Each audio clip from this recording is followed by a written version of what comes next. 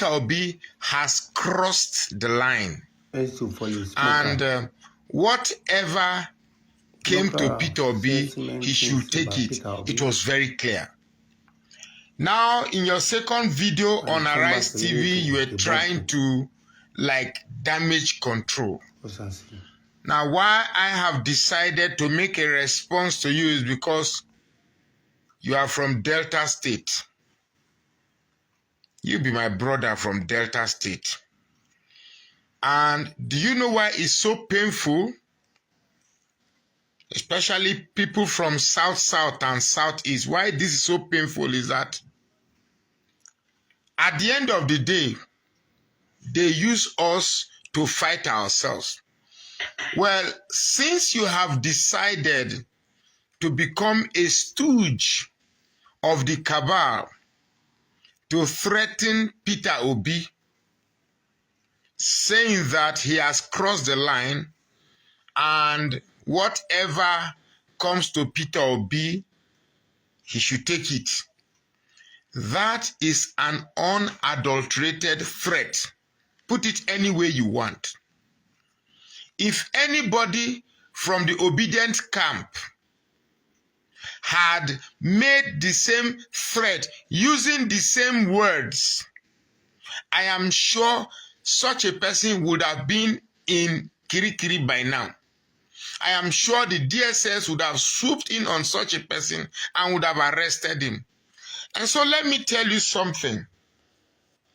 I know and I hope this video comes to you. Hopefully it will. In one of my videos, I made the analogy of the wildebeest. Now, I don't know whether you know the animal they call wildebeest. I think they are herbivores, mostly found in the wild.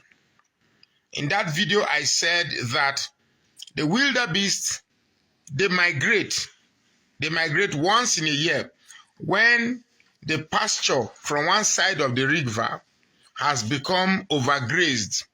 They now go to the other side of the river. They migrate twice a year, to the other side of the river where the pasture would have, the greenery of that place would have improved. And I made the analogy, I said, in trying to cross, there's a river they call Serengeti. In trying to cross that river, they don't just rush to cross because in that river, there are crocodiles. And the crocodiles too, they know and anticipate the migration of the wildebeest. They know that period of migration is a period of plentiful. So when these wildebeest that's including zebras and other herbivores, they come to the edge of the river, they stay. They are watching who will take the first step. Who is going to plunge in first on the river? While they are thinking, other wildebeest, other animals, the zebra, they come and they pile up on that edge of the river. Sooner or later, the plunge will have to be made. It could be, let's just say the zebra is Yoruba, the wildebeest is Igbo, the buffalo is Yoruba. Sooner or later, one of the animals will have to make that plunge. Now, what the hardship that you have caused on Nigerians is similar to overgrazing. There's nothing to graze upon again. Nigerians now want to cross the Serengeti River. What is the Serengeti River? That is this administration. We want to cross to the other side of the river where we believe that there is greener pasture. And the greener pasture, we believe, is an administration headed by people with empathy, people with sense, people with futuristic plans. And such people, according to us by the Obedience, believe Peter Obi represents one of them. Now, you may have thought that the silence and the seeming acceptance that has accorded the Tinubu administration in your small brain may have deceived you that the Obidient movement is dead with the end of the election. Oh my God, you are so wrong about it. You are so very, very wrong. The Obidient movement is just silent, not because they are afraid, not because they are dead, not because they have lost their voice. It's just simply because Peter Obi said, don't do anything. I can tell you without a shred of doubt that if Peter Obi says, take back this country physically and by force, the country is gone. There will be no peace.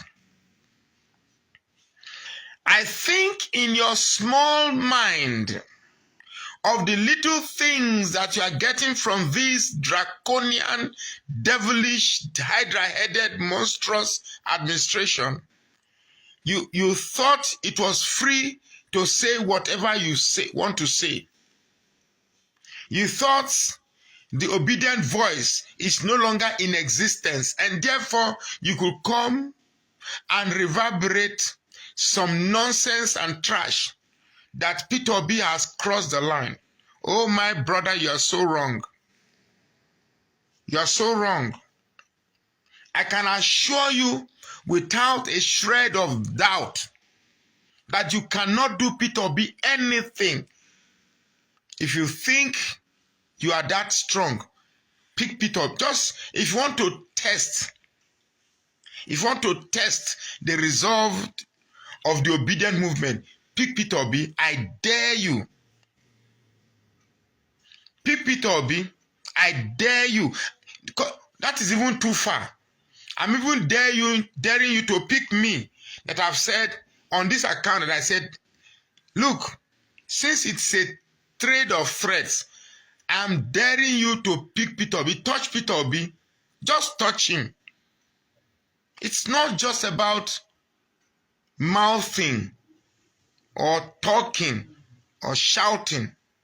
I like people who put their money where their mouth is. I dare you.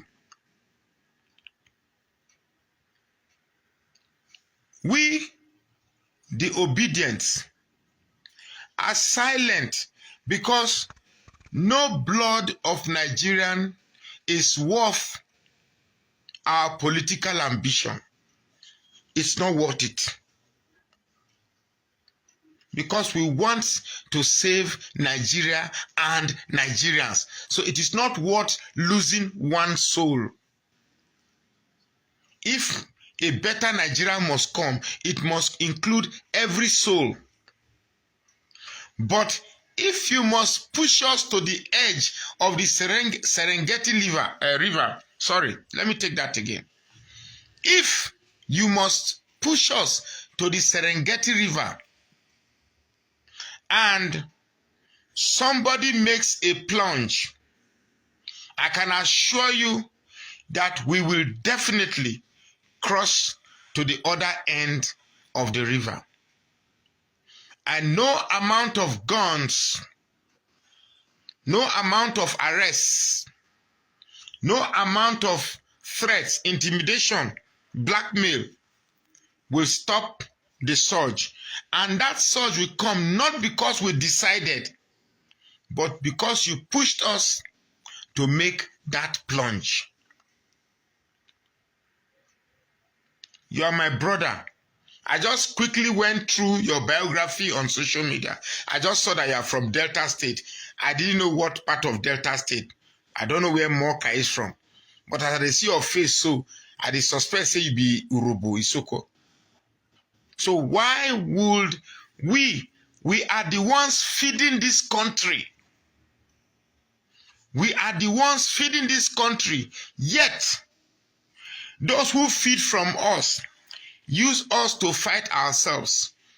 Because at this point in time, on that Arise television, the only thing in your mind is a small circle where your mind cannot transcend. It's a small circle around your feet where your mind cannot transcend. And therefore, because your mind is limited by that cycle, you want to prove to your masters to enable you become relevant in that small circle. It's a pity. It's a pity that as Southerners, we are so connected or too connected to what we will eat. And once we get what we will eat, we can sacrifice the general interests of our brothers. Now, you may not understand or have a feeling of the sufferings of the masses because, hey, with your job right now, you cannot feel the impact of buying a bag of rice at 110,000 naira. As a stooge, you cannot feel the impact of buying fuel above 1,000 naira.